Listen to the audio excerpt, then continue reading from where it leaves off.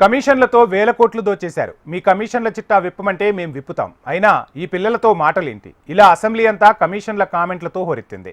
తనపై ఆరోపణలు నిరూపించాలని మంత్రి కోమటిరెడ్డి సవాల్ చేయగా డ్రంక్ టెస్ట్ చేయాలంటూ హరీష్ చేసిన వ్యాఖ్యలతో సభలో పెద్ద దుమారమే రేగింది.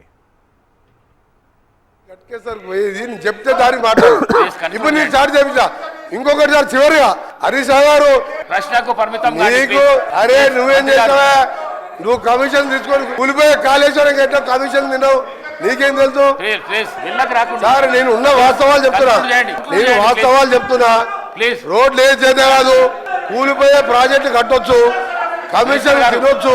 ఇప్పుడు మంత్రి గారు లేచి కాళేశ్వరం కమిషన్ హరీష్ రావు అని చెప్పి మరి నా మీద ఆరోపణలు చేసిండు కదా. శుద్ధులు నాకే చెప్పడం కాదు, శుద్ధులు అందరికి చెప్పడం కూడా శ్రీధర్ బాబు గారు నేర్చుకోవాలి. ఇప్పుడు ఆ విషయం కూడా మంత్రి గారు నా మీద చేసిన ఆరోపణల మీద చర్చ పెట్టండి, ఆన్సర్ ఇస్తా.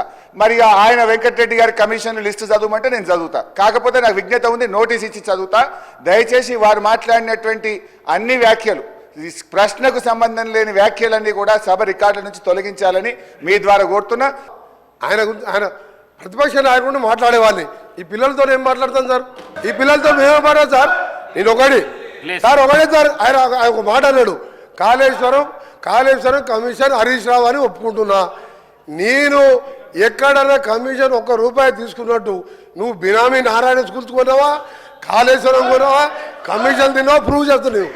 నా మీద ₹1 నా రాజకీయ జీవితంలో రెడీ కాదు.